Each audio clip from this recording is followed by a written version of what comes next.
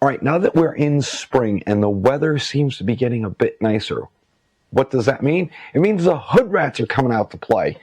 So let's talk about what just went down last Friday.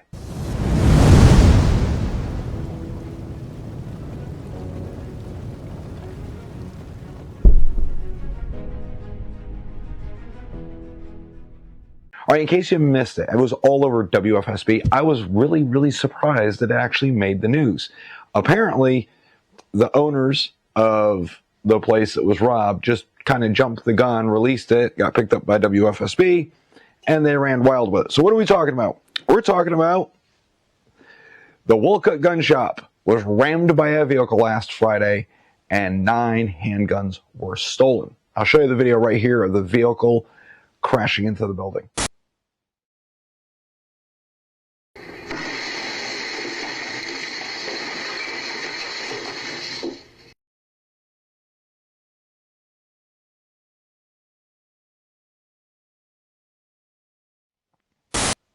You know, I think I've seen that before. That's right. It happened to Lock and Load last year. It's the same MO. I guarantee you it's probably these gangs out of Waterbury where they're hiring kids to go break into FFLs and steal guns, because we all know if they're caught, it's a maximum sentence of 3 years. When they turn 18, well, all those charges disappear from the record. Now, there is a proposed law where we could charge 15-year-olds and up as adults for certain crimes, and Democrats overwhelmingly shut it down. They don't want anything to do with it, and that's why the gangs in Waterbury are hiring children to go do their dirty work, because if they're caught, the state will turn a blind eye in at least 3 years.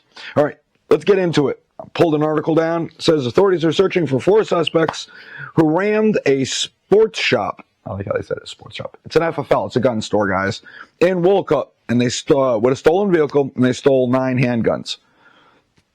So what store are they talking about? Sportsman Outpost on Wolcott Road. Friday morning, around 5:25 a.m., officers received the alarm. So the way it works is they ram the building, the FFL's alarms go off. They have an alarm company. The alarm company gets that alarm, the code goes off, and the alarms are going off. So the alarm company will call the police. So there is that time delay.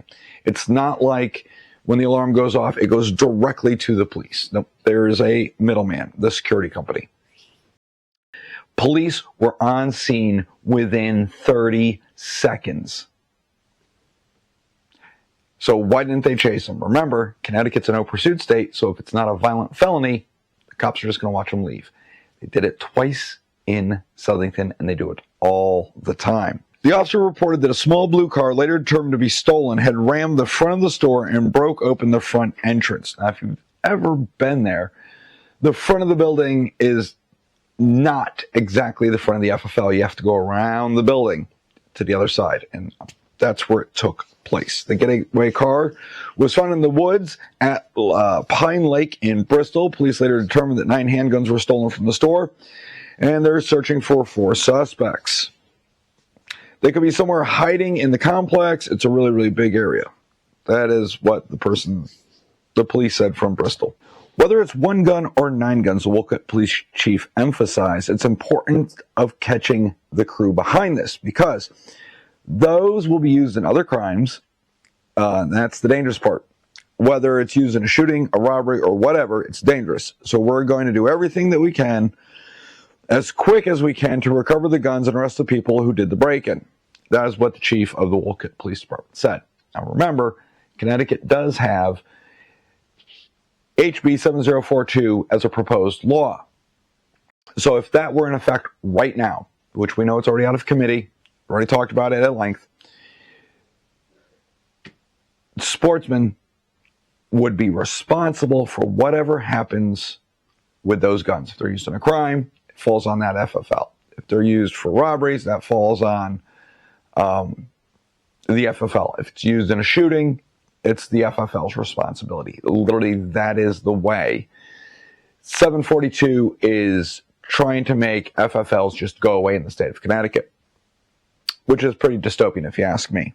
So further down Wolcott Road, Channel 3 saw an empty building with the door smashed in. It used to be a gun shop, and will soon be home to a roofing company. Police believe the same crew is responsible for smashing that business, which makes it sound like they were running off old information and they didn't go in and like scope the joint out or anything like that, which is an assumption that sometimes these little hood boogers go in there to kind of scope it out, see what's going on, see what's available, and they come back a couple of nights later and break in.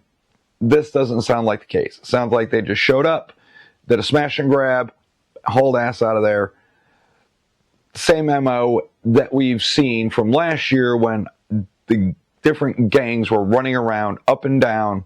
I think they hit a total of 12 plus gun stores throughout the state of Connecticut. Now, we've only heard about 2 break-ins, but there were plenty of other break-ins that most of the time these lawyers for these gun stores tell them to keep a tight lip about it, keep your mouth shut, don't talk about it, etc. In this particular case, the owner came out, jumped the gun, which is what gave a tip to WFSB. So that's pretty much all the information they gave on it was, look, the car rammed it, the car was left behind. They didn't have enough momentum in that car to like throw the car through the building like they did in Southington. So they just kind of left it there and grabbed the guns and dipped out. Even if they're caught and they're underage, we know Connecticut doesn't take this stuff seriously, because in the same time frame, another article had popped up about how Hartford police arrest 2 suspects found with a stolen vehicle and guns. So I'm going to bring that to you guys now. And this will show you guys how the state of Connecticut, its DAs, prosecutors, state's attorneys, whatever you want to say, doesn't actually take this stuff seriously when it comes to criminals committing gun crimes or crimes with guns. They only care about you, the law-abiding citizen that normally goes about your day-to-day life, until you screw up and you make one little boo-boo, and then they use the laws that they have passed under the guise of, we're going to use it against criminals, to actually use it against you, just a normie. And then they ruin your life, and they end up clumping you into the same category as career criminals. But they don't actually enforce the law like they said they were going to. They use it just against you. All right, so let's talk about these 2 knuckleheads. Hartford police have arrested 2 people that were found in a stolen car with guns. Hartford police found a stolen vehicle out of New York City in the area of Airport Road and Locust Street. The officers conducted a traffic stop and arrested 2 people, 41-year-old Warren Morgan of Brooklyn, New York, and 31-year-old Andre Samuels of Ocala, Florida. If you've ever been to Ocala, it's actually horse country. It's pretty nice down there. I have family that's down there. Police also, they found 4 guns in the car: a .223 caliber assault rifle, a Glock pistol that has had its serial number removed, so it was obliterated, and been converted into a fully automatic firing weapon. Another Glock pistol that was stolen out of Southington. Don't know where that one came from. It was not part of the initial robbery from Lock and Load Firearms. This Glock might have been a private party. Someone broke into a home, something like that, stole it from a car. A revolver, and then what they call 2 high-capacity magazines. So, I'll put up a photo of the guns right here. Okay, so you can see that 2 Glocks, a revolver, and then, a Spider-Man themed carbine.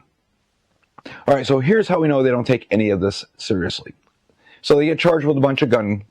They get charged with having a obliterated serial number, having the assault weapon, high cap mags. Okay, but one of those Glocks has been converted to shoot full auto, utilizing a Glock switch, which you can clearly see here. Glock switches are illegal. Converting a semi-automatic into a full auto is also illegal. Where are those charges? Why aren't we bringing charges against Samuels for that? Regardless if he did it or not, just charge him with it, right? I mean, that's what they do. I mean, you look at the Heather story, she had a bunch of gun parts that when assembled, would resemble a gun, but the police admit that it was inoperable because it was missing parts. So they repaired it under the judge's orders to make it operable, and then we slam her with charges to make her have an assault weapon illegally. And then, instead of being a Class A misdemeanor, which is what the law says under HB Satan 7, what they do is they use their legal jiu-jitsu to slam her with a Class D felony. Are they going to do similar things to these two knuckleheads for having these many guns? Probably not. Why? They are career criminals. And it got me thinking. I've actually read a book where they talked about this, and I was like, man, what is that book? And I had to think really, really hard. And it dawned on me late at night. If you've never read Gulag Archipelago, you really should, because this book is poignant for today, especially here in Connecticut. Let me pull up the quote and read you a little passage from that book. And you let me know if it resonates today with the way Connecticut treats ordinary citizens who might have made a boo-boo and career criminals. So here's the quote. I found it, and when I remembered it, I actually posted it across all the social media platforms. So if you don't follow me on the social media platforms, you can find me under Gun Guru Actual. Facebook, Instagram, Twitter, X, whatever you want to call it. Here we go. Your punishment for having a knife when they searched you would be very different from the thief's. For him to have a knife was a mere misbehavior, a tradition. He didn't know any better. But for you to have one was terrorism. And that's how they treat us. If a criminal is caught with a gun, well, they're criminals. They don't know any better. It's in their nature. But if you are caught with a similar item, well, we're going to throw the book at you because you know better. That's how it feels. It feels like they treat the criminals with kid gloves because, well, they're criminals and they're just, they don't know any better than not be criminals. But, the poor guy that's just an insurance adjuster and didn't realize HB Satan 7 got passed and didn't register as AR, well, we're going to throw the book at him. I mean, it's kind of like what they did to Heather. So I think that's kind of the point. And that's where we are today. Criminals will not be treated like criminals. You will be. These criminals will get a slap on the wrist. I'm sure these charges will be pled down for them. And those little hood boogers that broke in Sportsman's Outpost, when they are caught, they'll probably be pled down. And if you say, no, Todd, it won't be pled down. I covered a video where a knucklehead broke into Hoffman, stole 38 guns, sold 37 of them for drugs and money, got caught and had one, so they charged him with one, knowing he sold the other 37. Each one is punishable by 10 years in prison. So instead of charging him accordingly and giving him 380 years in prison, they charged him for one, and he'll get 10 years in prison. That's insane. You should have charged him for all 38.